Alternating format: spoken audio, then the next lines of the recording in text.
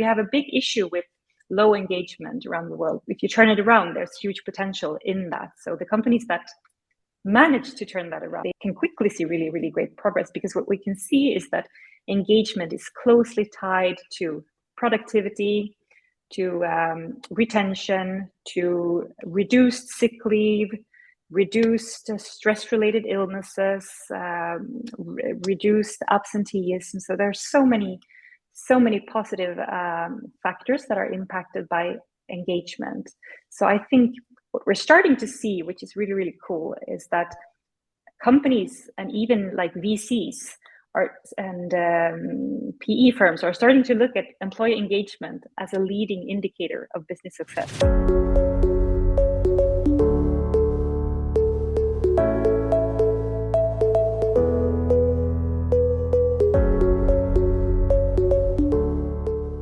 Welcome, everyone, to the Tech Business Roundtable podcast show. This is a podcast show dedicated to shining a spotlight on tech innovators, entrepreneurs, founders, and the compelling narratives behind the movements that they've established.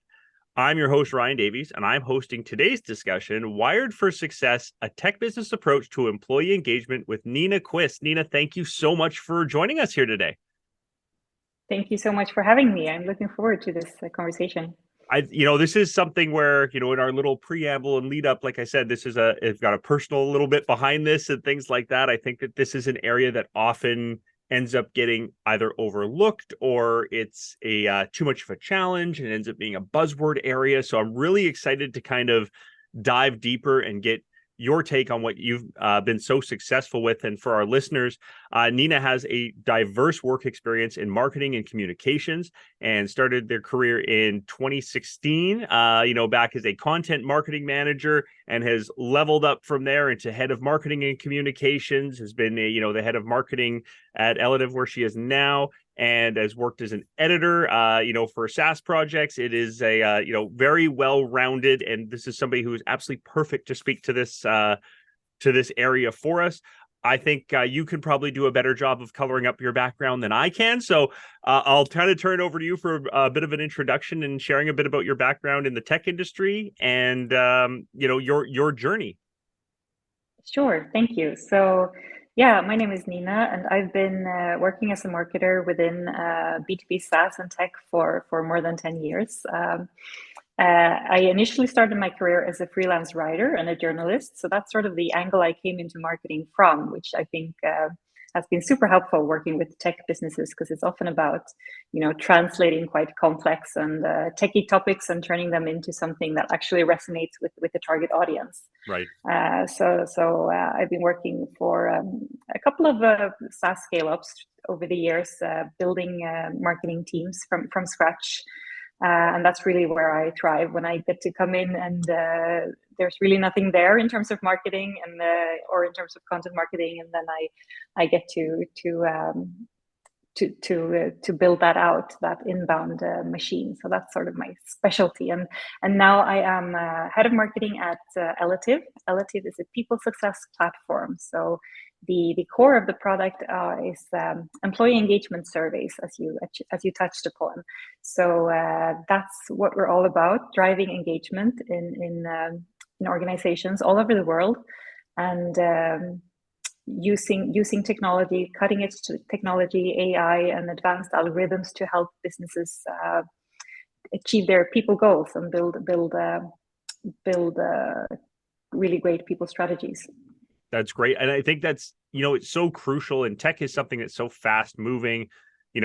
There's so much growth, and then all of a sudden it's, maybe they've got AI to change the way they are doing things, and people are moving into new roles and all of this. And I think employee engagement is critical to make people feel that they've got a voice, that they're important, that they're happy, right? That it's the type of culture that they want to be a part of. So I would love to hear your definition of employee engagement and why it's just so crucial for the success of the modern tech business. Right. So employee engagement it's a rather complex concept, really, when you think about it. There's a lot of different parameters that will affect your level of engagement. But if you try to put it shortly, when you're engaged in your work, you're committed to your work, and you're enthusiastic about your workplace, about your work tasks, about your goals, and you work put in that extra discretionary effort to reach your goals, and you're proud of your workplace. Right. And we can see, looking at statistics, that it's actually a minority of people who feel that way about their work, and a large part of the working population are either unengaged or actively unengaged. And when you're actively unengaged, you're actually working against your employees' Right. goals or your employer's goals. Mm-hmm. And you've reached that sort of cynical state when you're just doing like the minimal effort and you're not really contributing at all. And I mean, the cost to that is quite substantial. And there's also an opportunity cost to that, because imagine if you would have someone who actually was engaged, what would you achieve with that role? So there's a lot of potential. I think we have a big issue with low engagement around the world, but if you turn it around, there's huge potential in that. So the companies that manage to turn that around, they see can quickly see really, really great progress, because what we can see is that engagement is closely tied to productivity, to retention, to reduced sick leave, reduced stress-related illnesses, reduced absenteeism. So there's so many positive factors that are impacted by engagement. So I think what we're starting to see, which is really, really cool, is that companies and even like VCs and PE firms are starting to look at employee engagement as a leading indicator of business success, in the same way as you would view like pipeline, for example. It's a leading indicator, because when your people are engaged, they are going to perform. They're going to find solutions to solve your problems. Like, your product will always get old and you have to reinvent it. It's the people who will make that happen. So especially in tech, the people are your most valuable asset, for sure. Absolutely critical. I mean, it's I think, you've touched on a little bit already about the fact that the ROI is massive from that engaged versus disengaged, or like you said, even cynical. I actually just watched Office Space like 2 weeks ago, as that movie holds up for so long with his line of like, I come in and do just enough not to get fired, right? That's where his attitude got to in the movie was, I show up and I do just enough not to get fired every day, and then I go, right? And you're like, wow, that is 25 years ago, and now it's evolved into the same kind of thought process for people. And you mentioned, that a highly engaged workforce, especially in a technology driven environment, is huge. What are some of those key indicators, right? So for people who are looking at, I don't know if my workforce is necessarily engaged or not, how do I set a baseline for that? How do I discover that, some of the indicators that you see? Right. So that's what Elative is all about. What we do with our platform, we provide the means for sending out regular pulse surveys. So you see, just to sort of, if we look at the history of employee engagement surveys a decade ago or so, companies would often send out these huge employee surveys like once a year or even bi-yearly. And they would have like a big questionnaire with maybe 100 questions. And then they would gather the answers, and they would have expensive consultants looking at the answers, and it would take a lot of time before they could act on the results. And by then, most people maybe have changed roles or left the company. It wasn't very agile. So nowadays, companies are looking for more agile, more modern ways to sort of gauge the level of engagement all the time, to like a thermometer, like taking the pulse of your organization. And we measure 11 different drivers of engagement that have been scientifically proven to be connected to high engagement and to organizational success. And example of that is the level of feedback and communication, relationship to colleagues, relationship to your manager, your sense of purpose and meaningfulness, your sense of participation, your access to the right tools and the workplace environment. So there are like a number of factors that we compile into an engagement index. So depending on how often you send out the survey, it will be, if you send it out weekly or if you send it out bi-weekly, it will be just 4 questions every week. And then next time, 4 different questions. And what questions you will get depends on your answers in the last survey. So there is AI behind, working in the background, making sure you get the relevant questions so that organizations can quickly pinpoint where there is an issue, like where are you as an individual having challenges. Because one problem that you can face when you're sending out employee surveys, if you're sending out the same questions over and over again, people get, survey fatigue. They stop answering. So that's why we've built these smart surveys that adapt to your responses, so they're more dynamic. So it's these 11 drivers are what we measure and compile into an index. And then you can see the whole organization sort of like in a heat map. So you can immediately spot, okay, so this segment is red. Here we have to really, drill down into the data and see what is not working. And then you can sift and you can slice and dice the data and see, okay, so for this team in this particular unit, there seems to be an issue with the manager, which is an example of something that is very detrimental to engagement, as you can imagine. Yes. And then it becomes really easy to address that, because you have it on, in black and white, or in red and green. In this case, you can see very, very easily where there's a problem, and you can also see trends. You can see the results plotted on a timeline, which helps you see if your organization is moving in the right direction or in the wrong direction. Because engagement is not something you can just flip a switch and people are engaged. It's a process. It's an agile process. You ask for feedback, and then you take action on the feedback, and you ask for feedback again, and that's sort of like we like to call that the flywheel of people success, because it's like a constant feedback loop that you need in order to have your people stay engaged. Right. No, I think that's incredible. And we can see now how, I was going to ask a question around how technology plays a role in this. I think you've kind of touched on that, in the fact that, we've gone from, which never happened way back when, but paper surveys, or it was more like just, hey, your boss asking you and you having to sit with them and go, well, of course I'm happy here. Like, you're never going to say no, right? So you would do that. Now there's surveys and there's things like that. But I'd love to kind of understand a bit more about, what metrics are most effective in measuring it for employee engagement, and how you kind of touched on it as well. Maybe these kind of come together of how organizations really analyze that data that's been gathered to make those informed decisions and improvements right when they've seen those metrics. Yeah. So what you can do once you have the data, that's when you can start to analyze it, right? And the thing is that it's not going to be, there are no cookie cutter solutions, because all organizations are different in a sense. Some things are commonalities, but it's when you have your data for your organization that you will be able to start seeing the patterns.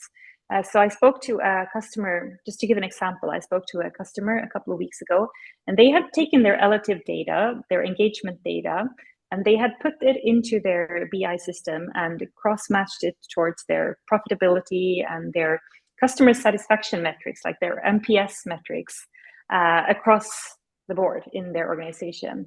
And that's when they were able to identify that for their organization, the most crucial engagement metric was the one that was called feedback and communication. So they could see that when they were able to increase the rate, how people would rate feedback and communication, that would affect all the other engagement metrics. When people felt that feedback and communication was working, that would impact everything from relationship to colleagues to even to how they perceive their physical workplace. So when feedback and communication was improved, people were more happy with their tools and with their desks and with their their environment, which is crazy because it doesn't cost anything to improve feedback and communication, right? But without this data, they wouldn't have been able to know that that's where they should put their effort and start initiatives and trainings, etc. So, and what they could also see was that comparing their all in all least engaged units, the 15% that was least engaged, to the 15% that were the most engaged, the 15% that was the most engaged, those units were twice as profitable as the ones at the bottom. So I think that's the beauty. When you get your own data, that's when you can start to understand the dynamics of your own organization. There's not just going to be like one thing that is the thing to track for everyone, or you should track it, but the thing to sort of address. But there is one metric that is becoming more and more popular to use as like an HR KPI, or a KPI to sort of rule them all, and that is the ENPS. So I'm sure you're familiar with the NPS score, like the Net Promoter Score. We in tech, we use it all the time to see how happy our customers are. And now more and more companies are using the ENPS, the Employee Net Promoter Score, to get that same type of feedback from their employees. Because that's actually a shift we're seeing. Like, companies are starting to treat employees a little bit more the same way that we've been treating our customers, because we're starting to realize that we depend on our employees even more. We can see that in the language used by HR. People are talking about, we used to talk about the customer journey, now we talk about the employee journey. We talk about customer experience, well, we talk a lot about employee experience. And all these commercial terminology is starting to translate more and more to HR, because we understand that it's very expensive to lose employees. It's very expensive to have to hire new ones. It's not good business. So it's worth a lot of attention and effort to make people happy where they are. I also think in the wake of the pandemic, and people are working more and more remote, people are harder to retain. Yeah. Especially within tech, you can work from anywhere for anyone, and it's not a big shift to quit and start somewhere else. It takes more than money to keep you in one place. It has to be something more. It has to be, you have to capture people's hearts, and sort of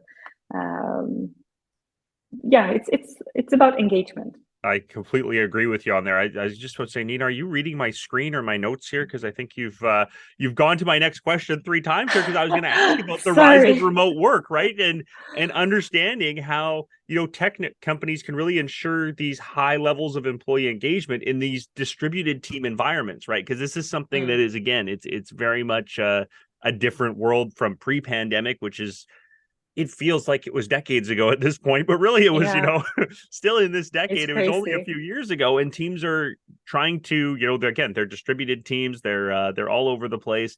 How are you, are tech companies able to ensure those high levels of employee engagement are still reached? Exactly. And I think, as always, that's always my answer. The way to know what you need to do, it is to ask your people, because they will know what they need. You just have to listen to them. But when people are distributed all over the world, and you don't talk by the coffee machine anymore, you don't or the water cooler, you don't meet each other, you have to find a structured way to ask people regularly at scale, how are you doing and what do you need? Because when you do that, you will have the answer. It's quite simple when you think about it like that. So what we provide is just like we provide the platform for doing that in a way where people are anonymous, where they feel safe, and where it's easy. Yeah. So that's what I think it's all about.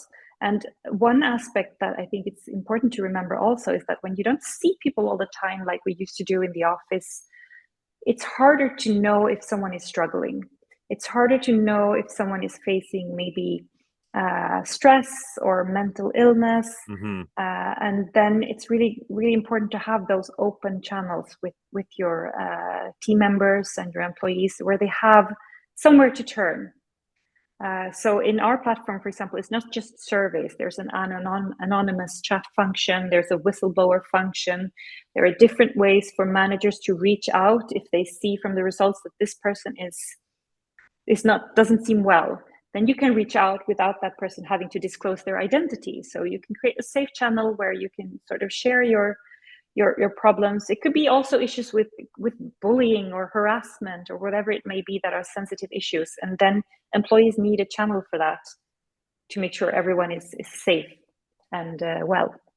That's amazing. Yeah. And I mean, even in the office, sometimes it's hard to make those connections, right? Like, I mean, there's so many people that they're good at hiding things, or they, maybe they are the day-to-day is tough to read. They're a bit, they come there, work is their they're released their sanctuary, so they're happy when they're there, or they're just not, or whatever it is, right? Right. So it's hard. It's just that challenge exists in person and remote. And I know, where I was, a while ago, pre-pandemic, again, sort of a thing, right? And during the pandemic, that was a big thing. Was we had teams in across Canada, across the United States, across Ukraine, across Europe, culture Mm. differences, right? So it's so Mm. difficult to find out what is priority for one person over another, what Yeah. work-life balance means to one person over another, all of those types of things. And I Mm. think that comes down to the leadership side, and being able to the role of leadership in this. So, you know, how can leadership within tech organizations like actively contribute and champion these initiatives, and Mm. the feedback to them as well, like from them as well, right? From the leadership perspective, because like you said, it's great from an Mm. employee engagement side, but sometimes you get leadership teams that are spread out, and you've got different Yeah. levels of engagement there as well. So what's Yeah, for your sure. take on that as well? Yeah, I think when you're looking to improve engagement and to improve the employee experience, there's nothing more important than focusing on your leaders and making sure they have the right skill set and the right approach and right attitude. On that note, what we also offer is 360 surveys that can help you not just get feedback from individuals, but also can help leaders get feedback on how they're doing as leaders. And you can actually use 360 feedbacks for everyone in your organization, having team members feedback on each other, because it's all about not only getting feedback from your manager, but getting feedback from your peers, getting Right. feedback from your direct reports, to sort of build that self-awareness that is so crucial in order to be a good leader. I think that's a really, really, really helpful tool when it comes to developing leaders and driving engagement. It's just important to communicate very clearly within the organization that these types of surveys are made to help everyone develop. They're not about accusing anyone of being a bad leader. It's about so you have to help people perceiving that feedback as a gift rather than a threat, because sometimes people can become a little bit defensive if they're worried about the feedback they're going to get. But I also, on that note, I want to touch upon something else in relation to your last question: how tech can be used for the purpose of improving the employee engagement and experience. Because I think one challenge when if you have a big organization that is distributed all over the world, top management often can be in an informational silo. It can be difficult to sort of really keep your ear to the ground and really, because information gets stuck at the different levels and people are a bit afraid to share maybe the problems, and they sort of never reach all the way up in the Right. hierarchy. Yeah. And if you have an organization with thousands or tens of thousands of employees, it's very tricky for top management to read all those. People are leaving free text comments maybe, and how do you manage that vast amount of feedback data? So that's where technology becomes super, super helpful, especially now with the AI components we're developing, where you can actually have natural language processing to help you understand what are people saying, and have the system analyzing and giving you like a rundown of the most important topics that are coming up in the organization. And then you can drill down when you see, okay, here's an area that seems to be problematic, for example. And then that creates a new type of transparency from the very, through all the layers of an organization, which I think is super important. Absolutely. I've got a big thing here for me is always around, change management, right? Because Mm. I've had it too before, where someone said to me and goes, "Here's your mandatory survey you have to do," and already the word mandatory makes you go, get your back up and be like, Yeah. oh, and Mm. great. So now what do I have to say? I'm going to get in trouble if I don't, right? That kind of a thing. What's your take on being able to introduce something like this, right? To make sure Mm. to get that organizational buy-in, and really Yeah. help communicate the reason and the importance of this employee engagement feedback and what you're going to do with that information. Mm. Yeah, so communication is absolutely crucial, and to communicate the purpose of the survey, that it's not to sort of monitor anyone, to really be very, very, very clear on the fact that it's anonymous and that there is no way for anyone to know who is answering what. And these surveys are a tool to make the workplace a better place for everyone, and to really repeat that. And also, I think the most important thing is to not only communicate when you're launching surveys, but to keep communicating around the actions you take based off of the feedback that you're starting to receive. Because I think that's the most that's like the key part where some companies fail. If you don't follow up on the survey feedback and sort of share with the organization, okay, we got these results, so now we're going to take these actions. If you never get that sort of if you never close the feedback loop, people will become disillusioned after a while. If they just feel like they're sharing their input and feedback and nothing ever happens, it can backfire and actually lower engagement. So it's important to have the structures for that. And I think when it comes to Elative, we try to shift like the traditional dynamic of employee service, where all the feedback would end up with the HR team or the HR manager, and the rest of the organization would sort of lean back and cross their arms and just wait for HR to fix everything, which is of course not possible, because HR cannot just pull engagement out of a hat like a white rabbit. It has to happen within the teams where the work is happening.